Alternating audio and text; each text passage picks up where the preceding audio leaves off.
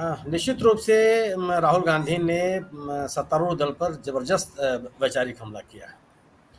अगर आप मणिपुर में जो देश का एक अंग है, प्रमुख अंग है, जहाँ 70-80 राष्ट्रीय खिलाड़ी पैदा हुए हैं, कला और संस्कृति के लिहाज से एक महत्वपूर्ण जगह हराई है वो। वहाँ एक मैथोलॉजिकल विश्वास है कि भगवान श्री कृष्ण की पत्नी रुक्मिणी का वो जन्म स्थान है, वो उनकी वो जगह है।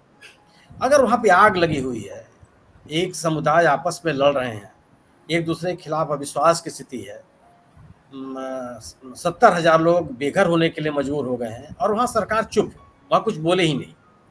और हालत ये हो जाए कि सुप्रीम कोर्ट हस्तक्षेप करे, और सुप्रीम कोर्ट का हस्तक्षेप भी छोटा मोटा हस्तक्षेप नहीं है। अगर आप उसका दायरा देखिए कि 42 एसआईटी बनाया सुप्रीम कोर्ट ने, विभिन्न उच्च न्यायालयों के 3 अवकाश प्राप्त न्यायमूर्तियों को इसकी जांच सौंपी कि उनकी देखरेख में जांच होगी, तो हालात सामान्य तो नहीं है और आप कुछ बोलेंगे नहीं।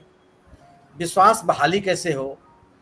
और मणिपुर कोई ऐसा राष्ट्र तो नहीं है, ऐसा राज्य तो नहीं है कि जिसकी अपन देखी कर लें। एक सीमावर्ती राज्य है, 2 प्रमुख देशों के साथ उसकी सीमाएं मिलती हैं।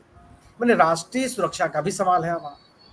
तो जो हमला किया, और आप राष्ट्रवाद के नारा भी दीजिए और राष्ट्र के सामने आंतरिक कोई संकट हो तो आप बोले भी नहीं।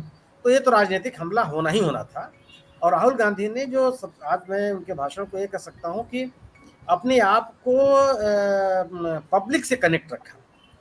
जो उन्होंने बात कही, अपने अनुभवों के आधार पर उन्होंने बात कही, उन मुद्दों की बात कही जो उन्होंने जनता से सीधे ग्रहण किया था। उन्होंने हर बात का उल्लेख किया कि ये बातें मुझे जनता ने कही, मैं कोई कहीं से पढ़ करके या किसी के बताने पर नहीं कर रहा हूँ। तो ये भोगा हुआ यथार्थ है। चाहे उन्होंने अपनी भारत जोड़ो यात्रा का उल्लेख किया हो, चाहे मणिपुर की यात्रा का उल्लेख किया हो, तो एक पूरे भाषण में जो उनका पब्लिक कनेक्ट था, मुझे लगा कि यह ज़्यादा उल्लेखनीय तथ्य है इसका। और सरकार पर जो उन्होंने हमला किया है कि आप गवर्नेंस में फेल हैं, जिन राजनीतिक मुद्दों की आप बात करते हैं आप उसमें असफल हैं, जिस राष्ट्रीय एकता और राष्ट्रवाद की बात करते हैं आप उसमें फेल हैं। और ये आधार है, चाहे उन्होंने मणिपुर घटना का उल्लेख किया, चाहे चलते चलते उन्होंने का भी घटना का उल्लेख किया, लोगों की बांटने की जो बात उन्होंने कही।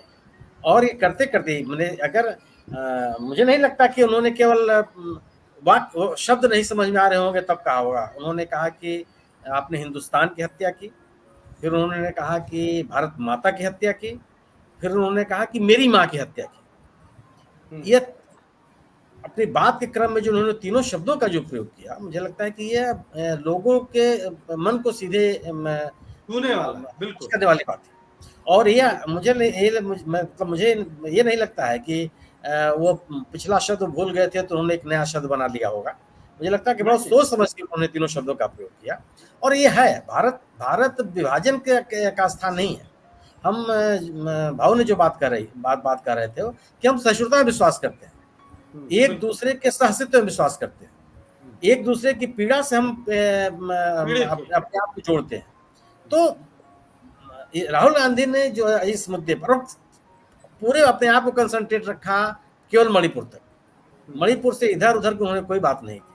जब छोटे सा उल्लेख उन्होंने किया कि आप मणिपुर से लेकर के उन तक इस बात को फैला रहे हैं, तो जो एक विभाजन की राजनीति का आरोप लगता रहा है भारतीय जनता पार्टी को, उसको बहुत जोरदारी के साथ उसको परिभाषित किया और रेखांकित किया। और यह जो ये हमला है वो निश्चित रूप से आप कह सकते हैं कि एक बड़ा राजनीतिक हमला है सरकार के ऊपर।